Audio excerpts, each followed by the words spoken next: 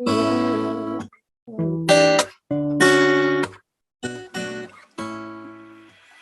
to the Possibility Action Network podcast. I'm your host, Stephen Middleton, aka Possibility Man. We are committed to bringing you guests who strive to better people's lives and serve as a force for good in the world. Our guest today is Dr. Neal Barnard. He is one of the world's premier integrative medicine physicians. He is renowned for investigating the effects of proper nutrition on numerous health conditions, including type 2 diabetes, body weight, hypertension, and elevated cholesterol. He was a pioneer in discovering that type 2 diabetes is reversible in many patients. Dr. Barnard has authored more than 100 scientific publications and 20 books for medical journals and lay readers. He's the founding president of the Physicians Committee for Responsible Medicine and is an advocate for a plant-based diet. Dr. Barnard, welcome to the show today. Well, thank you. It's great to be with you today. Thanks for including me. Well, I have a lot of questions to ask, but first, this program note to our listeners and our viewers: follow, like, and share this podcast wherever you find it. Your support matters. Our sponsor information is below the description of the show. Dr. Barnard, I tell you, I've been studying you now for a long time. I had hoped and prayed that I would have this opportunity, and here you are. So I'm excited. Well, it's very kind of you. I'm delighted to be speaking with you today. You know, you're the first person I've ever talked to from Fargo, North Dakota. What was it like growing up in North Dakota generally, and Fargo in particular? Well, you know, it's cattle country. And so all of the land is used either for raising the animals or raising the feed for the animals. Okay. But I have to say, culturally, I think our country is getting to the point where everyone's tuning into the more or less the same TV channels and listening to the same kinds of music. And so although you might say it's quite different from Washington, D.C., where I live today, it may well be that everybody's kind of getting absorbed into some of the same cultural things, which from a health standpoint is not necessarily so good. What I mean is my first job was at McDonald's. And so that may be true had I grown up in New Orleans or Chicago or LA or wherever. So anyway, we certainly have our work cut out for us to try to help people to get healthier. That's for sure. What made you look in the direction of medicine, you know, as a younger person back in North Dakota? Well, my father grew up in the cattle business, and I have to say he didn't enjoy it. He didn't like it. His father was a cattle rancher, and his grandfather and his brothers and everybody, but he decided to leave it. And so he left the cattle business and he went to medical school. Oh. And my father spent his life treating diabetes in North Dakota. And so pretty much everybody who had diabetes in the eastern part of the state at some point would go see my father. The good news, he was a good physician, but the bad news is that diabetes then and today was treated in such a way that it was mostly aimed at just slowing down the damage and not really trying to turn the disease around in a big way. And so when I started medical school, he didn't encourage me to get involved in diabetes at all. And we kind of stumbled into it through the back door, discovering that if you change your focus to what's actually causing this in the first place, you find some things that you didn't expect. And that's what's really propelled us into the direction of looking at nutrition, because when I started medical school, we thought nutrition was just sort of a small force, you know, it might help you lose a few pounds or whatever. We did not realize that the answers to the disease process really lay in what people put on their plate. Right, and that message comes through loud and clear in the work that you do. But we live in the 21st century. We've sent people to the moon and back. So how are we doing in terms of our food supply? How would you evaluate, you know, what comes into grocery stores and into American homes today, and to the homes of people around the world? Well, it's an interesting analogy that you've raised, because I sometimes wonder if we wouldn't eat better if we were on the moon. My own family has probably contributed a fair amount to the problem that we have to this day, and for me growing up. a dinner wasn't dinner if it didn't have a big hunk of roast beef at the center of it, or, if it wasn't roast beef, it was pork chop. And vegetables were an afterthought that came out of a can, and we didn't really respect them very much. Our grandparents might have known what beans were, but we forgot that a while ago. Right. And things for the younger generation now is kind of the same pattern, but it's coming out of fast food, or it's frozen pizza, that kind of thing. So this doesn't mean, though, that there aren't places that have done very, very well, and are doing better now. And frankly, if you look at the traditions of many lands, what we see is that there are fundamentally really healthy traditions. I'm talking about traditional grains, traditional vegetables and fruits, traditional pulses or legumes, or I might just say beans, that have been consumed for generations. And if we remember those and figure out to put them to work, it is astounding, number one, how frankly delicious and just appealing our culinary experience can be, but also the power that these foods have for health. Right. We live in the United States. So how would you rate our government, the federal government in particular, and how it's doing in helping us, clean up our diets? On a scale from, let's say, 1 to 10, how is the government doing? Well, I think we're not doing well. If our diets serve our health measures, our health measures are not very good. The number one cause of death in the United States is heart disease. Number two is cancer. And those problems are not entirely diet, but they are to a large degree driven by diet and aggravated by diet. And we can clean that up. And if we look at the nutrition of children, we frankly, our statistics are not what they should be for a country that has as much collective wealth as we have. And surprisingly enough, we've seen some countries that have done really quite well when they've been relatively impoverished, which is not the way that things should work out. By that, I mean countries that could not afford pork had better health than they did once they could afford pig farms. If you look at rural China, their health is diminishing in many ways as their diet is westernizing. In India, the diets in many ways were better a couple of generations ago than they are now, that more dairy products and more meat and so forth is coming in. We're seeing this in a number of African countries as well. But in all of these areas, there are traditional foods that, when we remember them, we can put them to work to reduce heart disease risk, reduce cancer risk, reduce the risk of diabetes, even turn it around, as you mentioned in the introduction. Yeah, and there seems to be tension between two camps in terms of personal responsibility. One camp says that people have the authority to choose what they eat, and another camp says that people don't have the ability, especially here in the United States, to make better choices. Are both of those true, or would you say, how do you view that? Well, I certainly do think that people should be able to make any choice that they wish to for themselves and for their families. But they do need to have two things. They need to have the foods be available to them, and they also have to have some information about what we know about these foods. When I was a child growing up and my father was treating diabetes, we had the idea that diabetes was just something that happened from your genes and you would get it. Well, then people realized that diet was a big contributor, but people made the mistaken notion, an understandable mistaken notion, that diabetes came from eating carbohydrate or came from eating sugar. And it's quite understandable that people would think that. And that idea sort of persists today, not only among the lay public, but even among many doctors.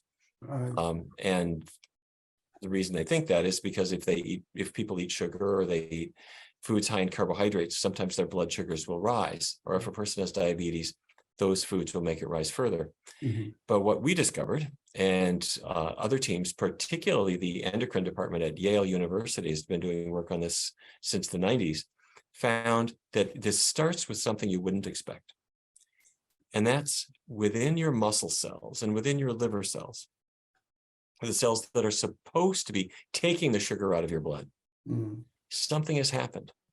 The cell has filled up with microscopic fat particles, and you can see them on scanning. If magnetic resonance spectroscopy, for example, you can see these fat particles building up inside your cells. They come from food. They come from your McDonald's burger or a cheese pizza or whatever it is. And as the fat builds up inside the cells, sugar can't get out of the blood anymore. It can't get into the cells. So the problem never was the sweet apple that you ate, or the potato or the rice. The problem was the fatty stuff that clogged up the cell so that it couldn't take that sugar and use it. So in our research, funded by NIH starting in 2003, we've been working to get the fat out of those cells, which is easy to do by getting it out of your diet. And that's when we see diabetes improve dramatically and sometimes even go away. Wow, that's amazing. Now, I know that you are involved with advocacy, especially the Physicians Committee, and I saw something associated with you. I'm going to quote it. It says, "Meat is the new tobacco." Would you tell us what you mean by that? A generation ago, there was a huge lobby on Capitol Hill for raising tobacco. And at that time, people were pretty well convinced that tobacco caused lung cancer, many other forms of the disease, and also aggravated the risk of cardiovascular disease. But confrontation of the tobacco lobby was pretty muted because they were big political contributors, they were sports sponsors, and they were advertisers all over the media. You could buy tobacco products in my hospital, the George Washington University Hospital, and I myself bought them. When I was a resident, I would go in there and I would pick up a pack of Merit menthols and light them up while my head of surgery was smoking Marlboros, and we'd walk down the hall together to the doctor's lounge. Now, we weren't stupid. We knew that it caused cancer, but we also knew that it took time to get cancer. And we figured, well, I'm under stress, I'll quit later on. My point being that right around that time, this was the mid-'80s, we realized, wait a minute. We've got to get serious about this. If we as health professionals are not modeling good health, if we as a hospital are marketing the very things that cause disease, what kind of statement is that? Now, I'm happy to tell you that we all quit smoking and we threw the cigarettes out of the hospital, and the government has gotten pretty good about it. And so virtually every public institution and every public transportation form is now smoke-free.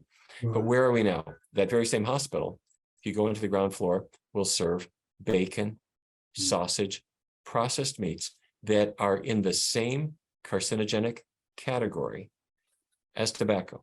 Wow. Tobacco gives you cancer here.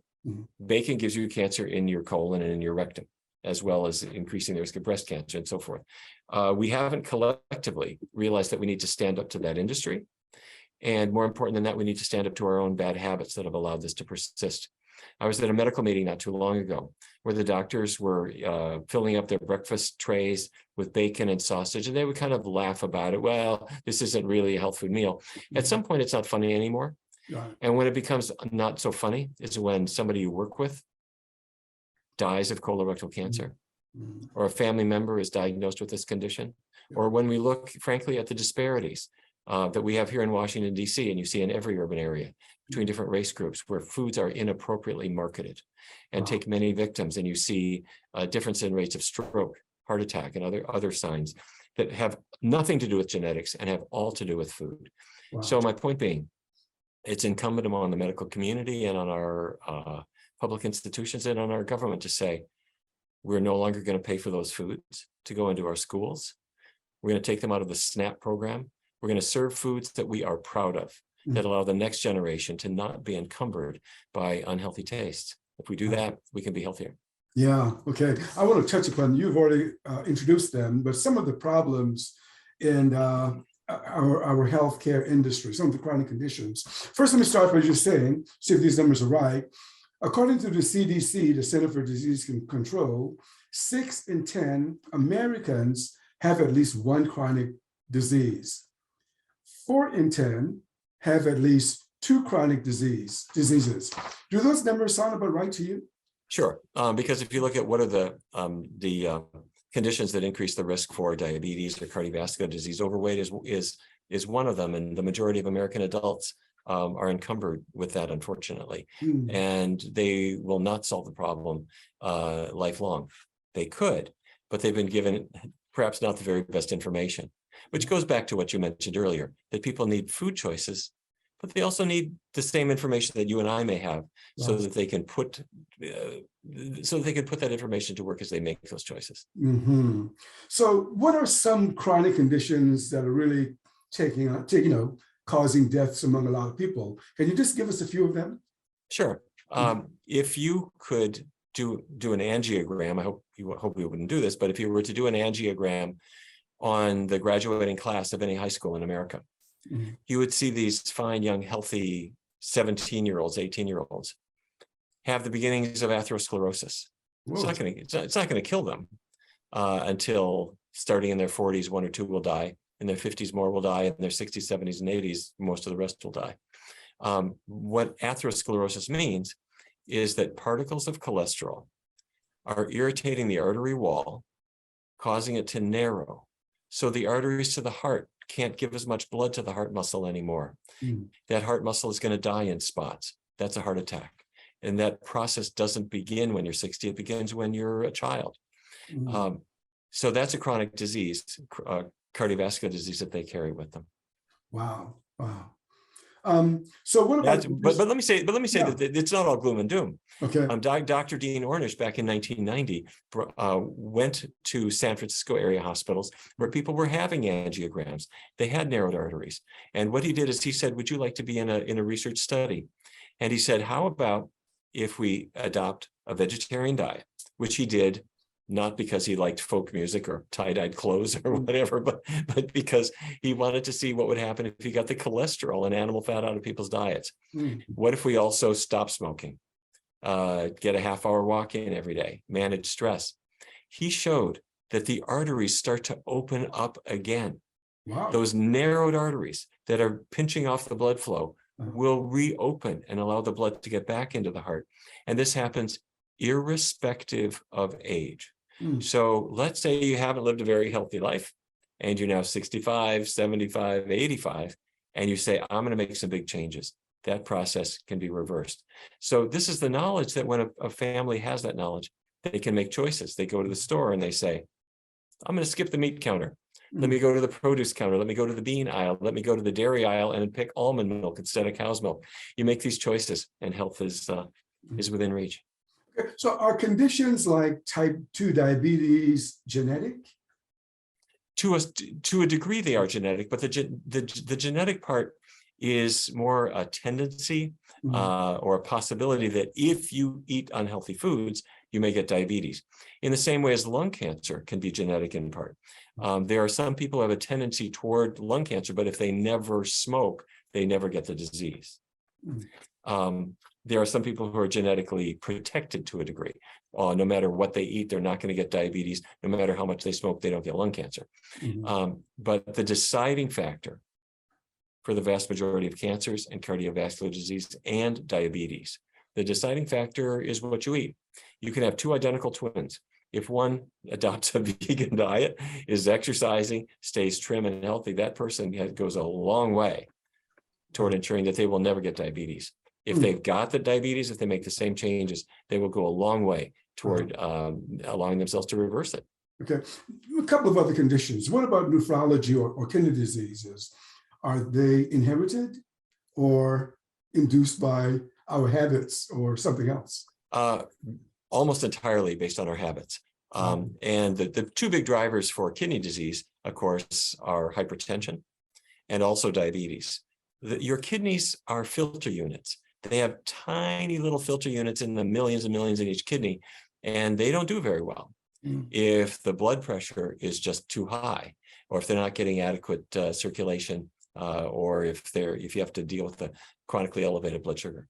So what about thyroid condition? A thyroid condition, is that inherited or is that by lifestyle choices as well? Well, there are two big dietary contributors, and these appear to be huge. Worldwide, the biggest one is a really simple one. It's just a lack of iodine. And so iodine, if you lived in coastal Japan, you would never have this discussion because the seaweed that's your salad before your dinner is loaded with iodine. But if you live further inland, you may not be getting the iodine that Mother Nature wanted you to have. It's easy to restore to the diet.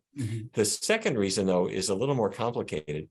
And that's that there are antibodies made in your body to attack that end up attacking your thyroid gland. Your thyroid is here at the base of your neck, and it makes thyroid hormone to give you energy. And your immune system consists of white blood cells that make little protein torpedoes that we call antibodies. that can attack the thyroid gland and interfere with its function. And so that raises the question of, why are antibodies being made that attack the thyroid gland? What we think is happening is that dietary antigens, dairy protein, for example, gets into the body because we swallowed ice cream or some other dairy, and the body mistook that dairy protein as it took it to be a foreign protein, like a chunk of a virus or a bit of bacteria, and made an antibody to that. That antibody, that torpedo, went off course. Wow. And hit your thyroid gland. And it either stopped it from being able to make thyroid hormone, or depending on which antibody it was, it can also stop the thyroid from being able to turn off. So you make too much thyroid hormone.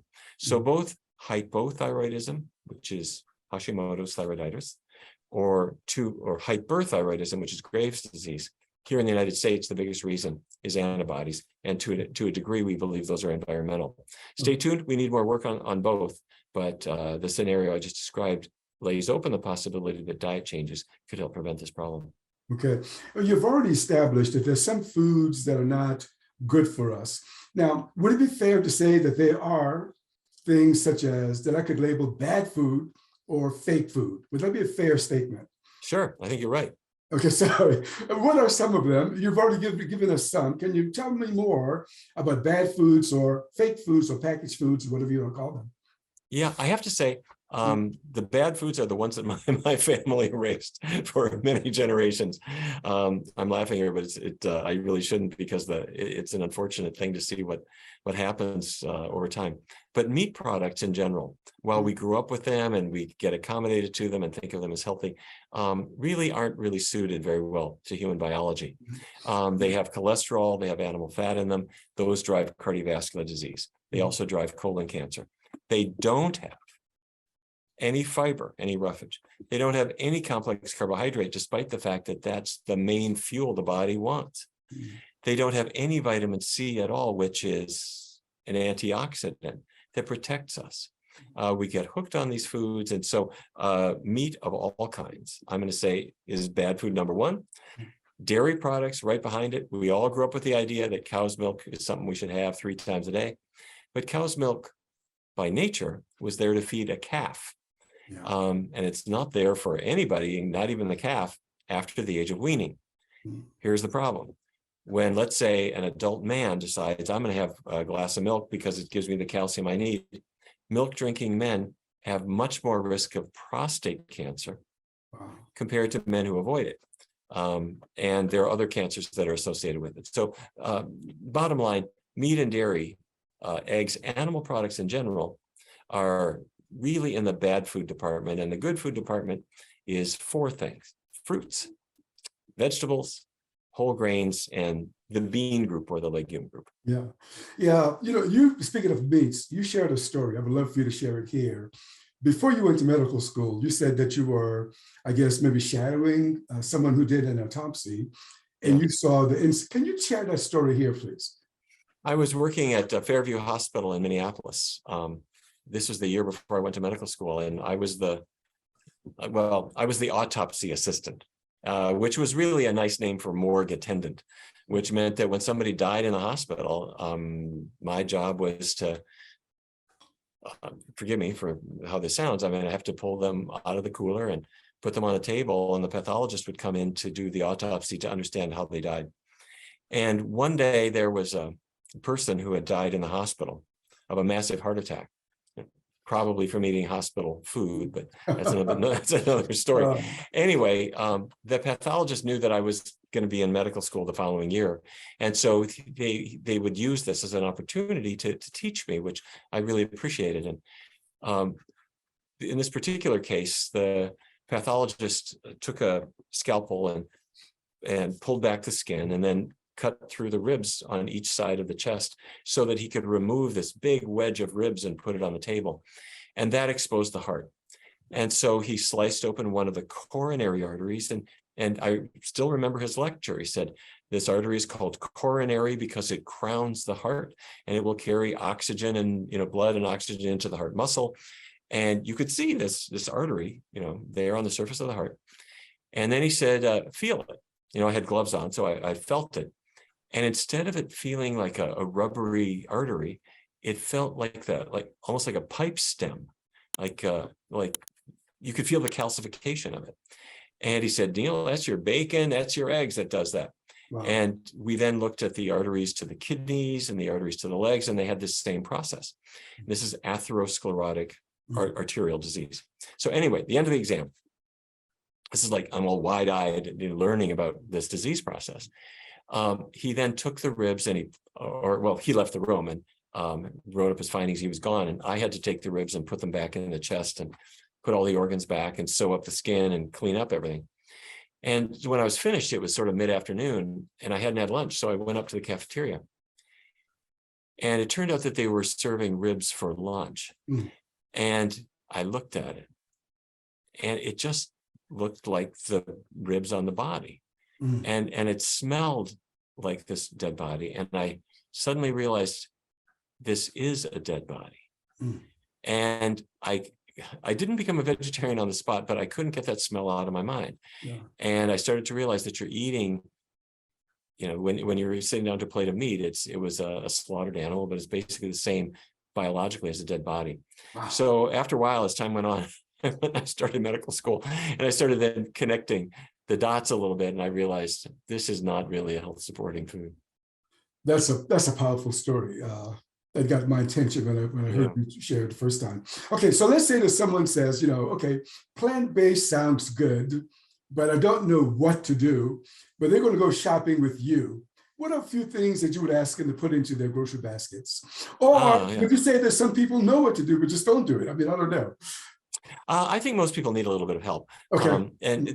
We've done this in two different contexts. One was in our research studies, where, for example, people with diabetes come in, and they're randomly assigned to a control diet where they don't make changes, or to, say, a vegan diet where they're going to make big changes. They're eager to begin. I mean, they know that this is going to be powerful, but they're not too sure what to do. The other context is in the Barnard Medical Center, which is our clinic here. And people come in with diabetes or high blood pressure, or they want to lose 85 pounds or whatever. And they say, I'm ready to do it, but help me. Here is how we do it.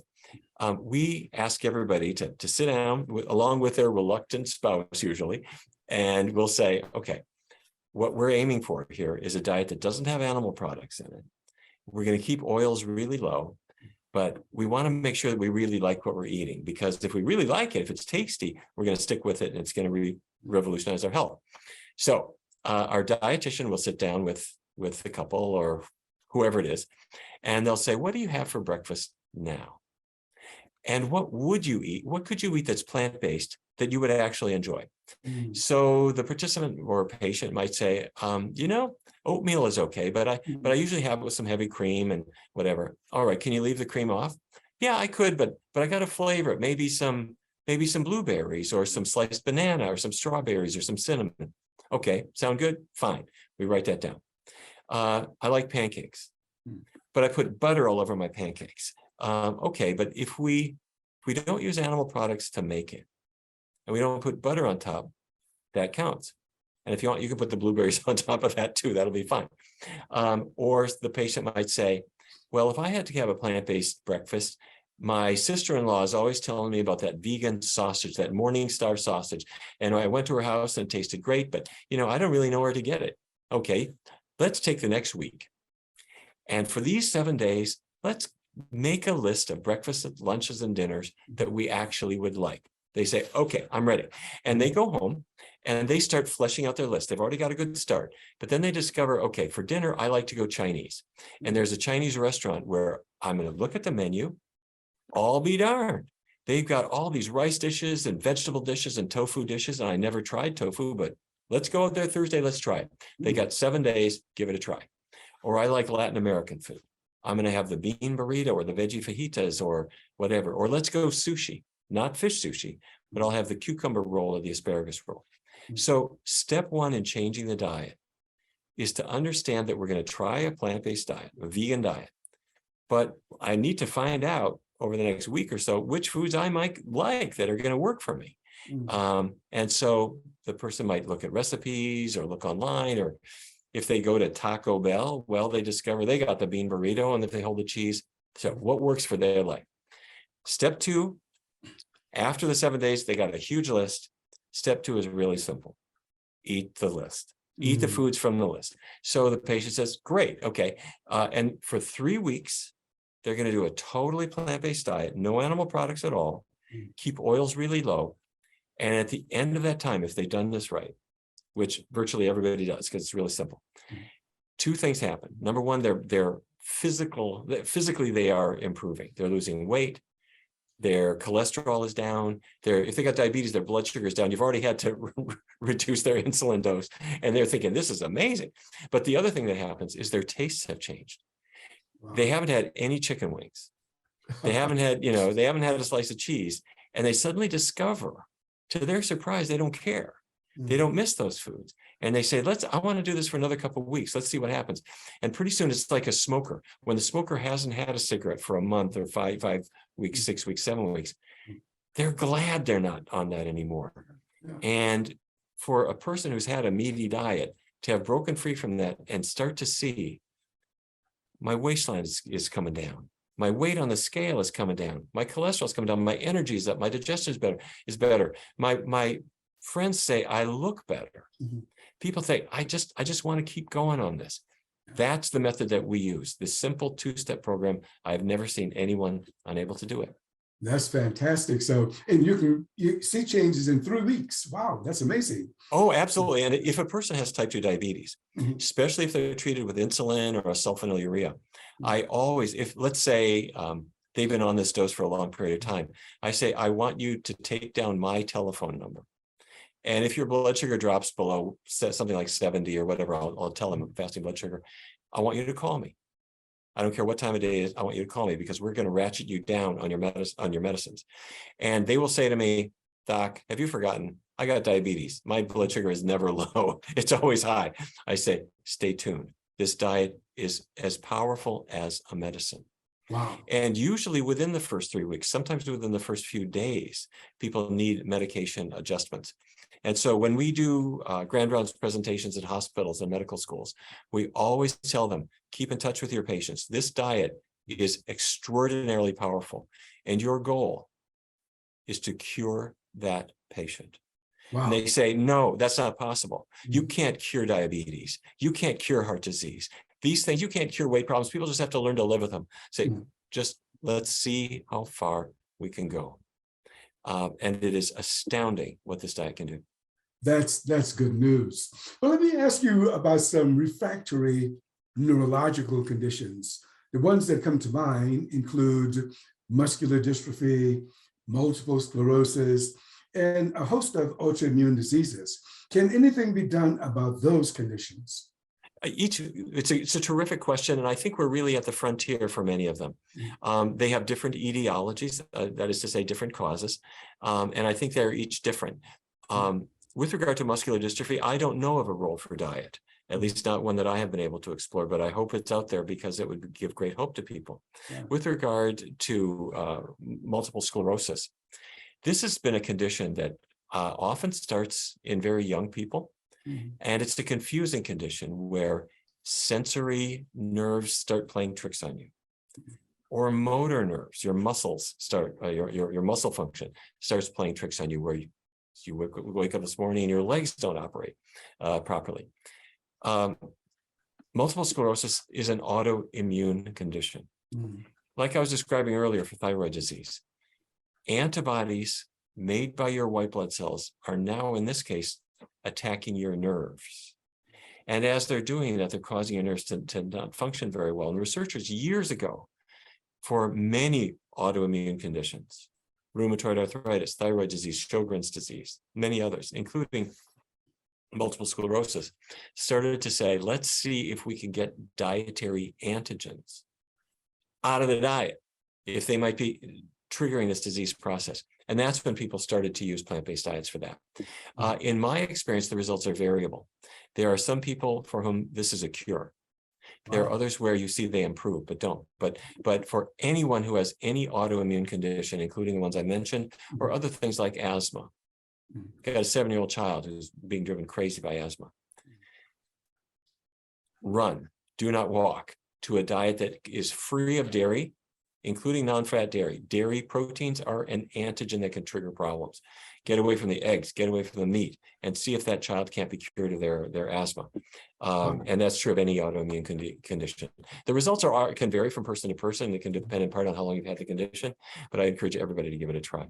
You know Venus Williams. She had Sjogren's disease.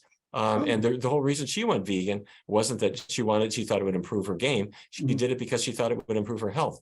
And she was tanking. When she got the animal products out of her diet, her game rebounded. And then, of course, Serena says, Venus, if you're doing this, I'm doing this too. And then Novak Djokovic on the male side of the net said, I want to be vegan also. And I mean, it's amazing to see these athletes now adopting this kind of diet. That is amazing. To be better athletes. Yeah, that's amazing. In fact, I think the Dallas Cowboys star quarterback, Dak Prescott, is plant-based. Just amazing. Look, you are a prolific writer. I don't know too many people who have written over 100 journal articles and over 20 books. So I want to ask you about just two of your books. And I know we're at the edge of time, but Food for Life, How the New 4 Food Groups Can Save Your Life. What did you try to do in that book? That book came out quite a number of years ago when people had the idea that you had to have meat every day, dairy every day, and grains every day, and fruits and vegetables every day. That was the pattern. And what we realized is that two of those groups were working against you, the meat group and the dairy group. So we proposed a concept called the new 4 food groups: vegetables, fruits, whole grains, legumes. And we had suggested that if we build the diet from those things, whether that turns into spaghetti, which is a grain, topped by, say, tomato sauce, which is a fruit, or whether it turns into a bean chili, beans are a legume combined with vegetables and things, whatever it turns into, those foods can work like medicines to reverse or prevent heart disease, reduce the risk of cancer and other things. That was the idea. At the time that I wrote that was considered either radical or revolutionary, depending on what you want to say. But I have to say, nowadays, I think it's been accepted. And I think pretty much everybody agrees that those are healthy foods. Well, you just reminded me, I didn't ask the protein question because people have said to me, you're not getting enough protein. Can we get enough protein by eating plant-based? Yeah, and not only can you get enough protein, you're getting better protein. And let me say that again. You are getting better protein from plants than you're getting from animal products. Here's the reason I say that. The 1950s view that I grew up with in Fargo, North Dakota, was that the meat is the protein on your plate, the vegetables are the vitamins, and the potato is the calories. Well, that was a bit naive because protein, if you could look at a protein molecule under a microscope, a powerful microscope, it's a string of beads. Each bead is an amino acid, and you need certain amino acids to make these proteins. And we thought, well, meat's got them all, so eat meat, and this will give you the protein you need. And that's sort of true. But what we missed was that grains have protein in them. Vegetables, yes, broccoli has protein in it. And beans and the bean products have a lot of protein in them, such that a person who never eats meat or dairy or animal products at all, but is eating their grains and vegetables and beans, gets all the protein they need. But there are two other issues about it. When you get your protein from meat, you're getting fat and cholesterol along with it. Your body doesn't need those. It doesn't need the saturated fat and the cholesterol at all, which is why meat eaters die earlier. They have more problems with their weight. They have a lot more cardiovascular disease and cancer. When you get your protein from plant products, there's no cholesterol there at all. But what they have instead is fiber and vitamins. The other thing, and this is really brand new, researchers have found that although meat was a popularly recommended source of protein because it has a high quantity of the essential amino acids, the ones your body can't make, it turns out it probably has too much. We're still learning about this, but it looks like there's no nutritional advantage to getting your protein from animals at all. That the essential amino acids, it looks like people may be getting too much of them, and it might be hurting their health. Plant products have an adequate amount, but not the excess. It's just like iron. In the 1950s, people thought you need iron for healthy blood, and that's true. So the more the better, eat liver, have meat. And what we discovered is it's too much iron. It causes heart disease. It probably harms the brain. So you need a little bit, not too much. Plants, a varied plant-based diet gives you the protein you need, a little bit extra, but not that massive extra. And what it gives you is clean. Yeah. It doesn't have the cholesterol in it. Yeah. And I've also heard you recommend that if a person switches to plant-based, you think that B12 is something that they need to supplement with. Is that about right? Yep. I think everyone should supplement with B12, but on a vegan diet, it's essential. Okay. Now, what about seafood? I mean, I've long thought that seafood was a good meat, that fish is really not like beef or pork. What do you think? It's a whole lot more like beef or pork than it is like broccoli. Is that Oh, absolutely. Because fish, it's a fish muscle. Mm-hmm. The fish people eat is there to move a tail, and on a chicken, it's there to move their wings. But it's muscle. It doesn't have any fiber, it doesn't have any complex carbohydrates, it doesn't have any vitamin C in it at all. It does have fat and cholesterol in it. In fact, if you got Chinook salmon, it's about 50% fat. The saturated fat content is about the same as beef. The cholesterol content is almost identical. Wow. It does have some good fat in it. That's true. It's got some omega-3. And it's got more omega-3 than say beef has, but most of the fat in salmon and every other fish is not omega-3. Okay. So we don't recommend fish at all. And plus fish is different from beef and pork and all other animal products in one unusual respect. Fish are carnivores. If people eat beef, the cow is a vegan, but fish, the little fish eats the mercury on the ocean floor. The slightly bigger fish eats the little fish, and they concentrate that mercury. The bigger fish eats that fish, and by the time you get up to a tuna, that animal has concentrated the pollutants that were in the smaller fish, which is why the CDC will always say, well, women shouldn't eat this fish, and they shouldn't eat that fish, and they shouldn't eat the other fish, because it's the dirtiest food that we consume by far. Whoa. Well, you've convinced me. I didn't think about that in that way before. In another book that caught my attention, Your Body in Balance. What do you do in that book? When I discovered that we could control hormones, I realized that hormones control everything in our body. And most people have no idea how foods could affect their hormones, how they could control them. So I wanted to write a book about that. So insulin is one hormone, and we already talked about how you can get your insulin working again. If a person has diabetes, their insulin is not doing the job. And so what we do is we use a low-fat vegan diet to allow their insulin to attach to their cells, a cell that no longer has all that fat in it. And now it can work again. Estrogen, that's a group of hormones that we think of as female sex hormones. And those can misbehave in a couple ways, causing menstrual cramps or endometriosis in young women, or the fluctuations in estrogen later in life can lead to really bad menopausal symptoms. And we started to discover that we could knock out menopausal symptoms. I'm talking about hot flashes.